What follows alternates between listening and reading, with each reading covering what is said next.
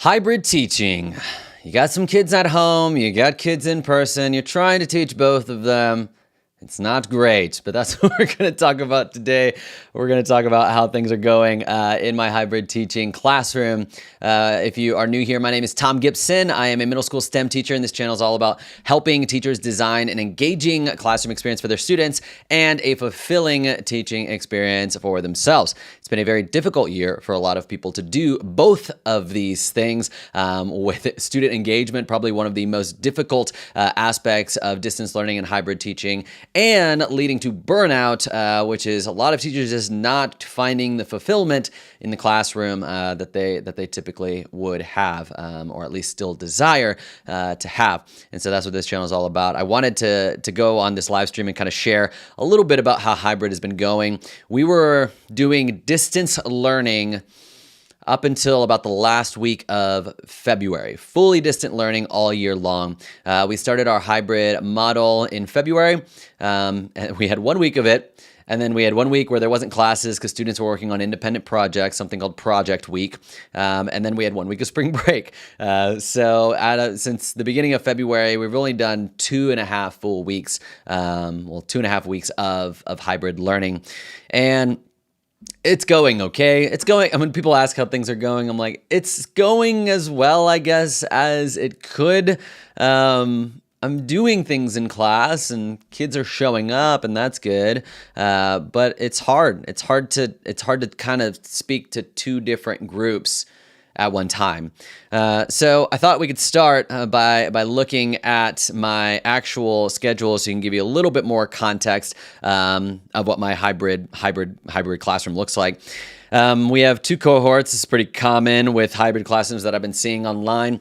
We've got our blue cohort, which comes Monday and Tuesday, and our orange cohort, which comes Thursday and Friday.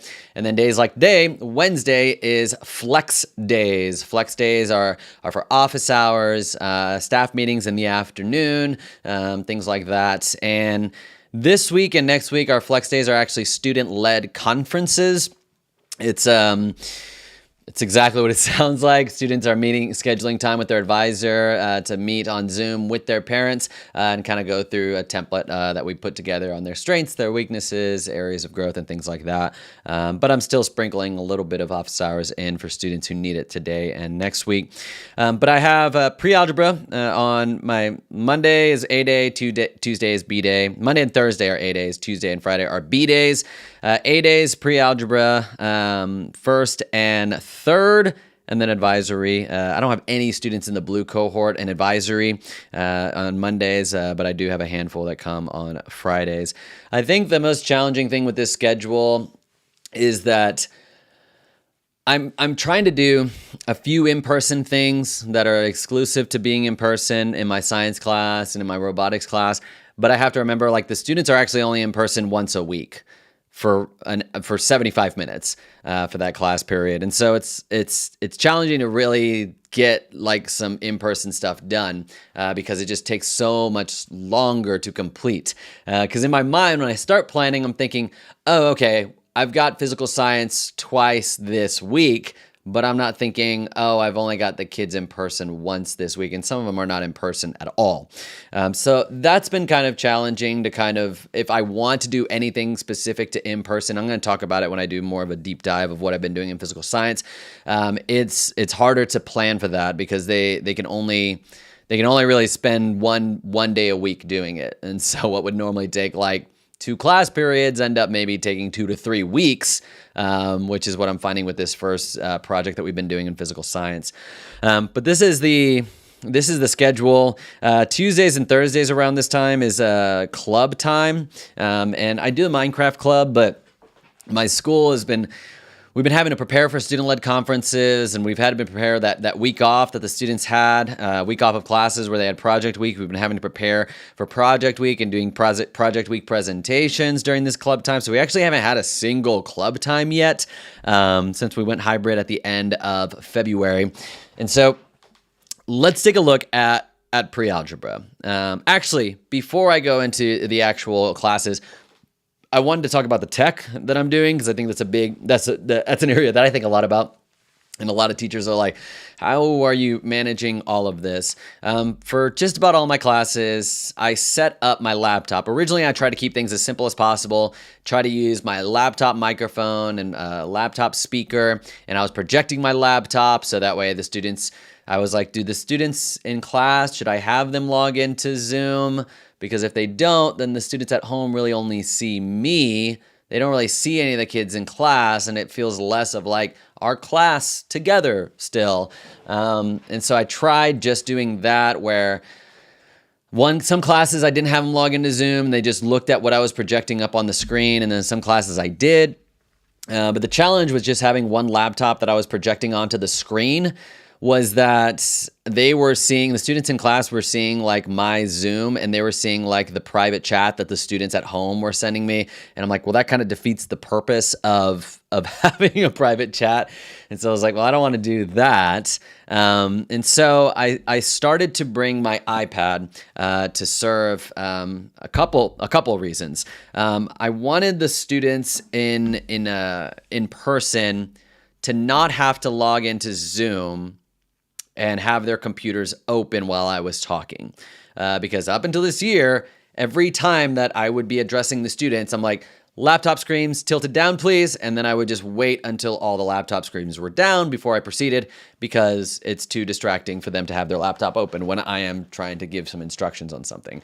But I still wanted the students at home to see them. So what I did was I would have my laptop, my iPad kind of held up. I've got this little clamp that holds it up. I'm actually editing a video right now on some of the stuff that I'm doing with my iPad. I hold it up, and then it's this camera. I log into Zoom both on my iPad and on my laptop.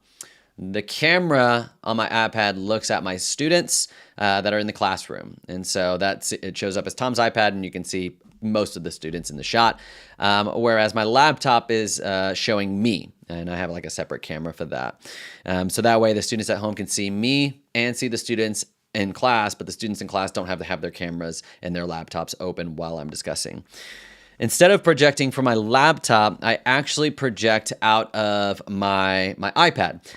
There's a little adapter that I can plug in right here that I can basically send this out via HDMI. So that way I can project stuff from my laptop, but it's not, the students aren't seeing, the students in class are only seeing the exact same thing that's being projected to the students at home, because this is my secondary device and this is what's being projected. And so the students in class don't see my private chat. The students in class don't see, if I'm only sharing my one browser tab. They don't see me open up my email or anything like that. They don't see my notifications come in on my computer. So this has been really helpful to serve not only as a second monitor, so I can actually see what the students at home and what the students are seeing projected. All of that's like the same, but it also I can do stuff on my computer even while I'm projecting, and it doesn't impact the things that the students are seeing. So some schools I know are doing, like, they've got their in-person desktop PC that at the school, and then they have their laptop, and it kind of serves the same purpose. I just released a video about audio in the classroom and how I get it to where students at home can hear the students in class, because originally I was just using the microphone that was built into my laptop, but then the students at home couldn't hear. But then when the students in person unmuted, then there was feedback in the classroom. So I won't do a deep dive on that in this video, but I did just release a video yesterday on how I kind of manage the audio situation. So it's hard to split your attention between like being on Zoom and the students, but as much as I can, if I'm talking to the students, I kind of have the camera that the students at home see kind of in my line of sight. So I can kind of scan the room and then be talking to students, and then I can stop and land on the camera as well. And then I can talk to the students at home, can feel like I'm talking to them. So that's kind of like what I've got going on as far as the tech side of things. But I did want to look at some of my actual classes because in my pre-algebra class, everyone's kind of working at their own pace and doing their own thing, and I'm just helping them as needed. And they're doing the same thing at home, whether they're at home or in person. Whereas my physical science class and my robotics class, the kids that are at home are doing something different than the kids that are in person. And so I just kind of wanted to talk about how I manage some of that. And so the math class, the pre-algebra class, This is generally what a lesson looks like. The students will get these notes, and then they have to watch videos. I don't do any lecture because, gosh, trying to do lecture the kids at home are just going to totally tune out. And I'm doing video lessons, and I embed the video lessons, or I link to the video lessons within their notes right here. And so they watch. It says try the following 2 problems first, then watch this video. This will take them to Edpuzzle, and then I've talked about this in a previous live stream. Edpuzzle, I can see how much of the video each student has watched. All right, so we've got some addition. And then I kind of walk through this video. This one's a little bit on the longer side. It's like 7 minutes, but I try to keep them under 5 minutes. But I kind of had to talk about a few things with this, and then they work through this. The great thing about this is I can on Edpuzzle monitor who's watching it and who's not, and I can check in either in person, like, hey, what are you working on? It says that you haven't been watching any of the videos yet, or the students at home, I can jump into a breakout room with them and say like, hey, you haven't been watching any of the videos. What's going on? Why aren't you watching my videos? And take it really personally when they're not. And then they work through this, and then I have this big fat red button for them to open up a progress tracker. I forgot to open it up. Let me open it up, but let me hide the names real quick so I can show you what that ends up looking like. Hide column A. Here we go. So I'm hiding column A, but the students would be in the first column, and then when they finish the notes, they just put a little X there. When they finish the Khan Academy, they put an X there. And then when they actually finish up these, so they can see right here, go put an X basically under the notes, and then go put an X after you finish the Khan Academy assignment. And then they have must-dos and should-dos and aspire-to-dos. And so when they're working at their own pace, I'm like, what's the bare minimum everyone should be able to do? And so if they want to get 22 out of 25 points, they got to do at least these must-dos. And then if they don't get to the should-dos or the aspire-to-dos, that's okay. But if they want to get 24 or 25 out of 25, they do need to get to those. And so this differentiates a little bit, gives them a little bit more of a challenging problem near at the bottom, at the aspiring to-dos. But I'm keeping, like, letting those kids that are probably not going to get through all of it in the time that we have, just at least get 22 out of 25 by completing the must-dos. And so when they do that, they can say they've completed at least the must-dos, and then they're going to watch a answer key video for the first problem right there, and then I walk through that on how they actually do that. Afternoon. I do hope that you are ready to discussion problem, and then they rate themselves on a scale of 1 to 10 on how well they actually rate themselves. What's up, Ashley? Ashley Taplin, good to have you in the live stream. Never thought about having an iPad for that purpose. I like the progress tracker for clarity for both you and the students. And yes to that differentiation. Yes, and we've talked about, like, me and the students talk about, like, you could just go watch these videos and put the answers in, but you're going to have to take an assessment.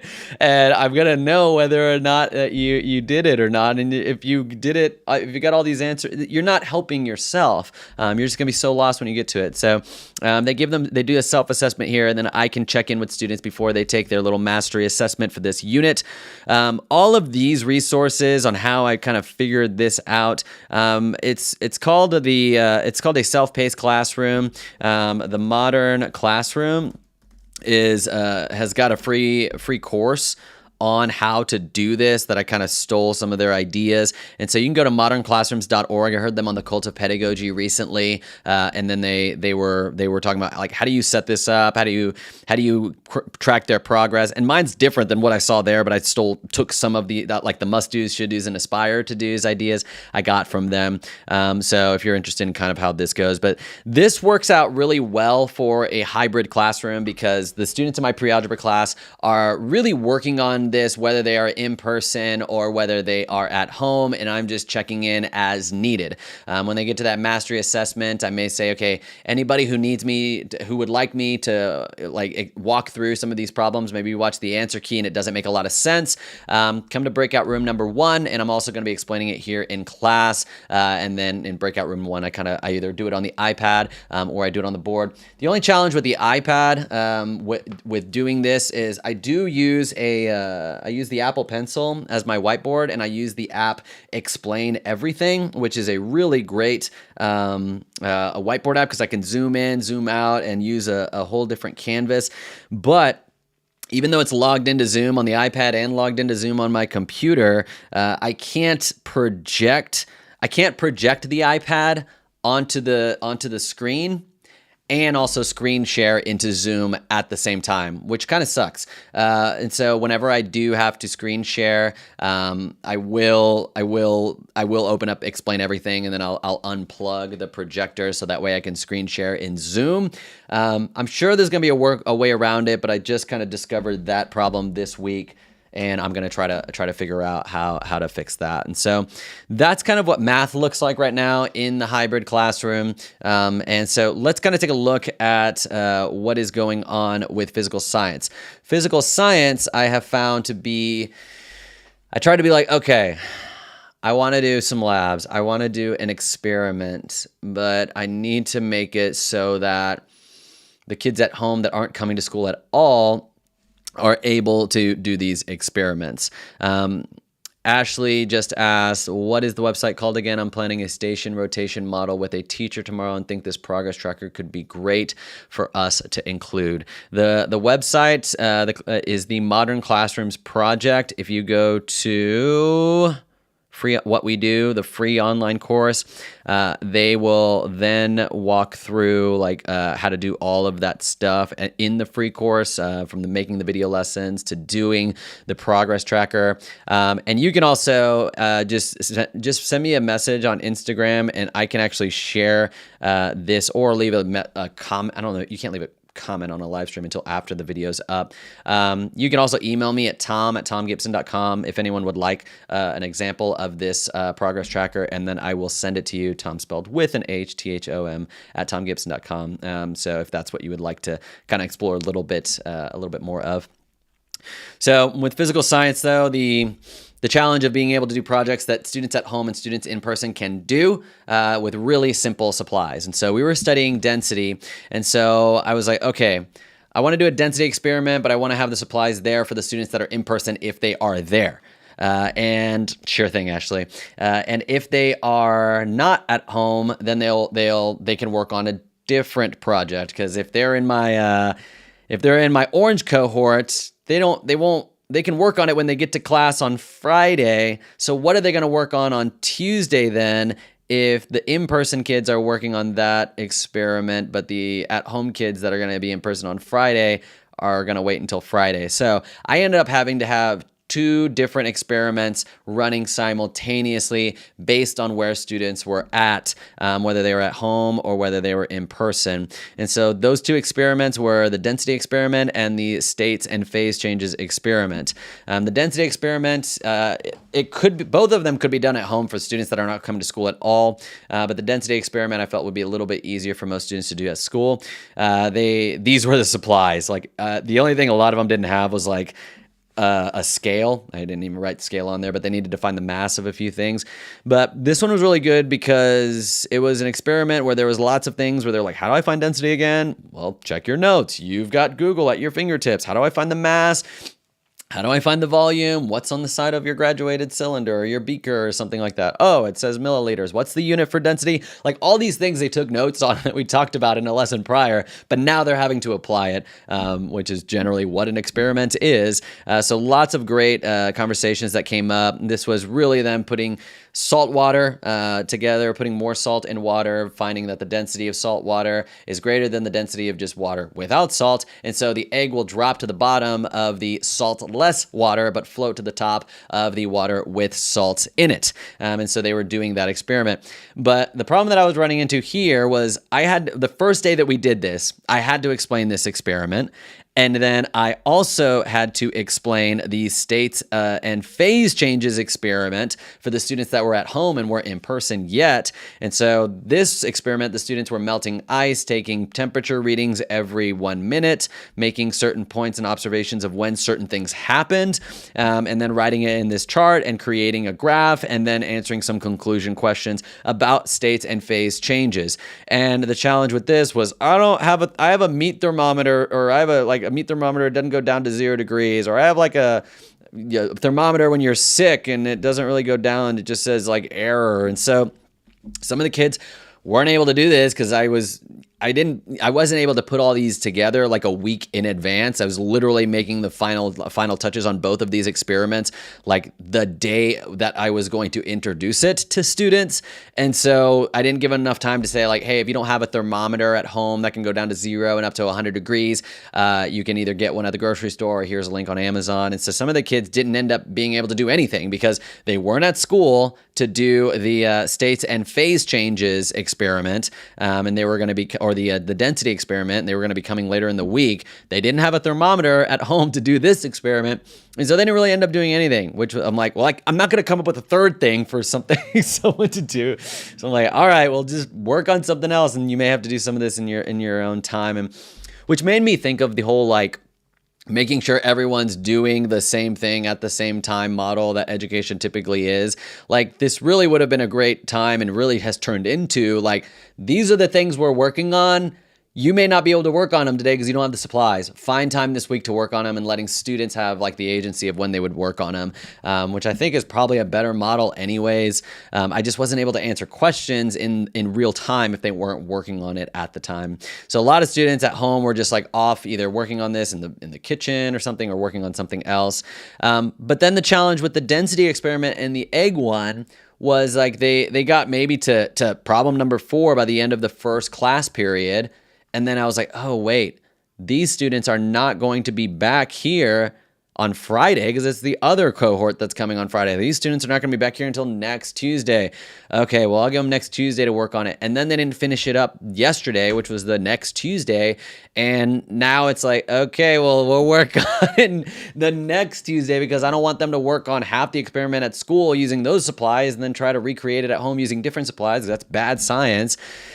So I'm like, well, I guess this is just like a 3-week experiment because, I mean, they're really only getting, the first week, I had to do all the introductions. They only got like maybe 20, 25 minutes to work on it. The next week, they got 40, maybe an hour to work on it. But I was gone because my baby had a telemedicine appointment, so I was gone for half the period. So they had all these questions that I wasn't able to answer, so that pushed it back even more. So it's like a third week that they're going on this experiment that if this was a 90-minute class, a traditional 90-minute class, we probably would have been able to get it done in a class period, maybe a class period and a half. But now it's taking 3 weeks. But the silver lining of all of that is that I am new to physical science and it's taking me forever to come up with these lessons. So I'm like, okay, well, I guess another week on this. But the at-home experiment, the states and the phase changes, this is not going to take them 3 weeks. I'm giving them 2 weeks to do it, but I'm going to have to create another assignment, activity, or experiment to happen that 3rd week when it is going on. With the density one. So that's physical science, and it's going okay. It's hard to keep them socially distanced during those experiments because I didn't have enough supplies for everyone to have their own, which was the original plan. And I wanted them to be able to. They ended up having to do partner work and stuff. So I told them, like, as much as you can, try to maintain 6 feet of distance, only one person at the sink at a time. And we'll make sure that the windows are open and that our fans are running and everyone's obviously wearing a mask and stuff like that. Robotics is something similar. My robotics class meets on Tuesday and Friday. And with that one, I also have in person, everybody had the robotics kits at home. And with that, they were all able to work on the project, and I was able to work in and check in breakout rooms and things like that. And they also spent a little bit of class time working on coding modules on code.org. But once we came to school, I was like, okay, if you have a robotics kit, go ahead and bring it to school. If you are coming to school, you only will be able to work 1 day a week on it because you're only going to be at school 1 day a week. And so the day that you're not at school, then you'll do the code.org coding modules. But then that first first week that we were doing it, some kids showed up and they realized like, oh, my at school computer is a Chromebook, and the Chromebook robot Lego EV3 software is not as good, or is very limited compared to my PC at home. So should I continue to should I keep my robot at school, but I won't be able to work on it? So I guess some of them end up having to take their robot kits home so they could work on a more powerful computer. And then when they're at school, they do the coding. And so I was realizing that in the past, I did not really make very many tutorials, video tutorials for my robotics students. And so I would basically just like, they would be helping each other.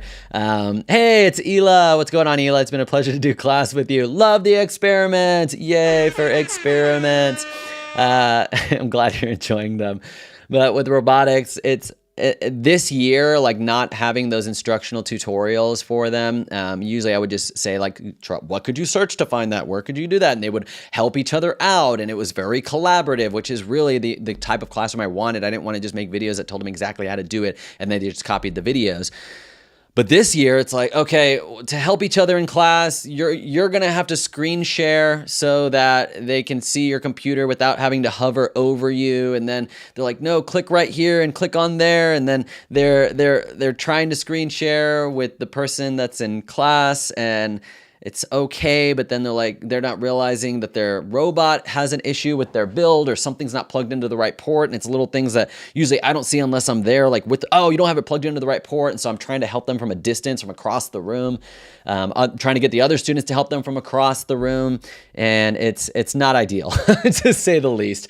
But I really should have created a few more video tutorials, because I had a few students that are like, oh, I'm so far behind and I just want to give up because I don't even know what's going on, and my computer is not connecting to my robot, and I don't know how to get it to go, and it's not reading the red paper when it's supposed to be reading the red paper, and oh, I forgot my robotics kit at home. Like, even though I told them, like, if you bring it to school, just leave it at school, or if you're doing it at home, leave it at home.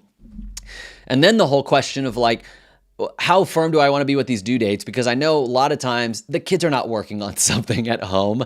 And like, I asked them what they were working on in the beginning of class, and then I asked them where they're at the end of class. I'm like, you didn't do anything. And so do I keep pushing these due dates back, or do I say, it's due Monday, you need to take ownership of your learning, you need to actually reach out to me if you're stuck on something, and I'm not going to keep extending these due dates.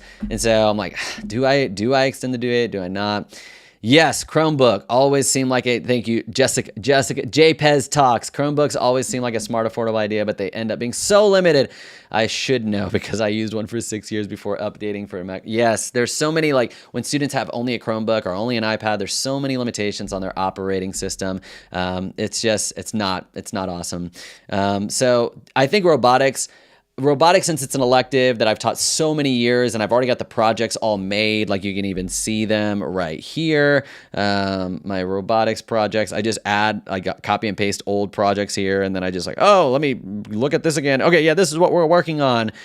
Sometimes it doesn't get the attention that the other classes get, and I'm realizing like it's my students are suffering for that, because they're not getting the resources that they need this year for it, and it's not been as good of an experience as it has been in the past. But that will be something to take into consideration if we are doing something like hybrid or any kind of distance learning in the fall. I do want to create more of those video tutorials and video lessons for my students. And so let's see, I'm looking at my notes. Pre-algebra, talked about physical science, talked about robotics, I talked about, and advisory. Advisory has been tough. We used to have advisory 4 days a week for 40 minutes. Now we have it 2 days a week for 30 minutes. It's typically a social emotional learning class, where we kind of check in on like, how are things going? How was your weekend? We do a few wellness topics and activities. We do a few things that are preparing students for their conferences or things like that. But a lot of times, two pillars of it was like the check-in and then Fun Friday, doing something fun as an advisory, as in a group together. But the check-in and Fun Friday have been nixed because there have been so many tasks that students have had to do in advisory, but then we only have these short 30-minute time slots. And so it's been a bummer because students are like, I'm not as excited. When are we going to have Fun Friday again? We haven't had Fun Friday in like 4 weeks. I'm like, I know it's not ideal, and I'm sorry. I wish we could have Fun Friday again. So that's kind of a bummer, but I think this Friday will be a fun Friday. So that should be good. So I just want to end this live stream. If this is the first time you've been doing a live stream, Ashley and Jessica, I think this is the first time y'all have joined, at least in the chat. Hopefully this time works out a little bit better for some people, as opposed to 8:30 Central Standard Time. At the end of every live stream, I like to give back to a middle school STEM classroom using some of the funds that I earn through Tom Gibson Media, my educational business and consulting, through this YouTube channel and professional development and online courses. I set some of that money aside to give back. And so every live stream, I find a donors choose class of a middle school STEM class that I would like to support. And this one is actually Miss Calvo over in Florida. I was looking at hers earlier today, and she really would just like to be able to get a subscription to a really engaging video platform that she's been using. As well as cool experiments that the students can do, that videos of experiments that they do that they can't do in class right now. And like doing like a unit review escape room. That's been something I've wanted to do for a while. And so I'm like, oh, this is cool. Like she's trying to find good stuff for her students during remote teaching, during the limited options that they have. And so I usually give about $50, around $50, since she actually needs 58 to meet her goal, because I believe they are matching. Someone is matching whatever is given. I can actually go ahead and help her meet her goal. So Miss Calvo, let's go. Let's do this. Yay for donors choose. Yay. All right. This was a message that I gave to the previous person, so I just usually customize this. Hey, Miss Calvo, I'm a federal middle school STEM teacher, and I have a live stream on my YouTube channel. Each live stream, I take a moment to donate to another middle school STEM class. And then I hope y'all, I got to let her know I'm from Austin, Texas. I hope y'all get a chance to use the engaging video resources and do a fun digital escape room. Oh no. Okay. Escape room, exclamation point. All right, post my message. All right, Ms. Calvo, if you see this, I hope this goes well. Please reach out. Let me know how it goes. I would love to hear it. But that being said, thank you so much to everyone who has joined in on the live stream today. Give yourself a little round of applause. It is Waving Wednesday today, so a happy wave to you all.